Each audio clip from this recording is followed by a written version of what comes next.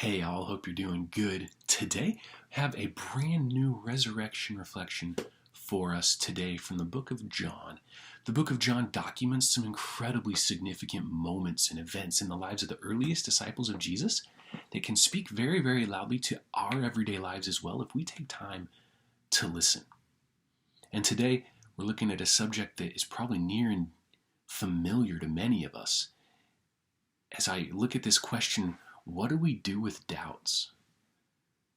You see, there was a disciple of Jesus. He lived with Jesus. He saw Jesus do miracles. And yet, after the death of Jesus, he also possessed great doubts. His name was Thomas. You see, Jesus, Resurrection Sunday, he raises from the dead. He encounters some of his disciples not long after, in this room where they're all together hanging out, and Jesus shows up and blows their minds. But Thomas, for whatever reason, wasn't there. Thomas missed out on seeing Jesus in his resurrection body. He missed out on seeing Jesus back to life. The rest of the disciples were enthusiastic and ecstatic, and Thomas wasn't there. He missed it, and his doubts were allowed to linger. In fact, John chapter 20, verse 24, 25, he says, I will not believe what you say unless I put my fingers into the nail holes in Jesus' hands and put my hand into the wound in his side. I won't believe. But then, John chapter 20, verse 26. 8 days later, the disciples were together again, and this time Thomas was with them. The doors were locked, but suddenly, just like earlier before, Jesus was standing right there among him, and he said, "Peace." Then he looked directly at Thomas. "Put your finger here. Look at my hands. And put your hand into the wound in my side. Don't doubt anymore, friend. Don't doubt. Believe." Thomas was awestruck. "My Lord, my God," Thomas explained.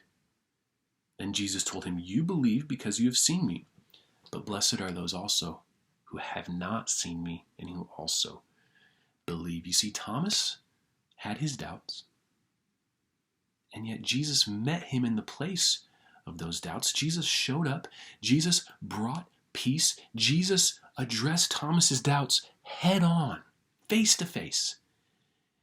And those doubts that Thomas held enabled blessings.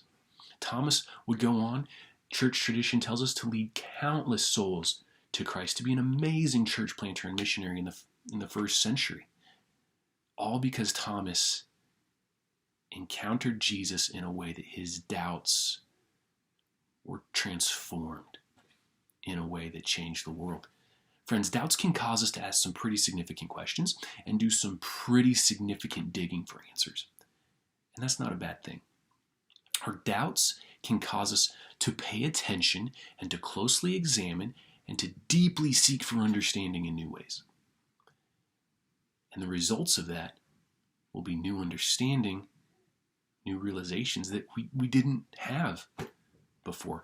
Doubts can be significant catalysts to the most important handholds and footholds that our faith needs to thrive. And our doubts can be catalysts to some of the most significant handholds and footholds that we need to make it to the next stages of our life that God has for us. Friends, we serve a God who is able to build up within us an overflowing and life-changing faith right in the place where our doubts used to stand. God replaces the doubts with something that's a blessing to the world. So I have doubts. What do I need to do? What do I do with these doubts? I have 3 things for us today. Number 1, acknowledge the doubts. Own the doubts. Be honest about the doubts. Once that we own them, once we voice them and be honest about them and acknowledge them, we can begin to process through them. Number 2, don't let your doubts drive you to isolation. Do not let your doubts drive you to isolation. Kind of a tricky instruction for this specific time, isn't it? But it's so necessary. This time is showing us, this time of isolation, social distancing, quarantine, lockdowns, whatever we want to label it as, is showing us more than ever before that we need human relationships. We need other people to thrive. We need other people to have our fullest and our best life possible. We may not be able to be together physically, but we can reach out to one another. Technology is making this incredibly doable. Reach out to someone, phone call, text, email, social media, whatever it is. Don't let your doubts drive you to isolation, friends. Don't let it happen. Number 3, trust that God can handle your doubts. God's peace expels our doubts. The presence of Jesus casts out our doubts and transforms our doubts into something totally new. Be honest with God. God won't be offended. God won't be upset. He won't push you away because you have doubts. No, God is absolutely able to handle the doubts that we hold and transform them into something that is a blessing to the world, just like he did in Thomas's life. So first, acknowledge the doubts. Second, don't let the doubts drive you to isolation. 3, be honest with God about the doubts and allow him to walk with you in the process of working them out. Friends, if these words are something you're struggling with today, if doubts have been a burden to you in these days, can I challenge you? Reach out to someone today. Send a text, make a phone call, write a message, send a message, email, whatever the case may be. Reach out to someone today and be honest. Don't isolate yourself any more than we have to be right now.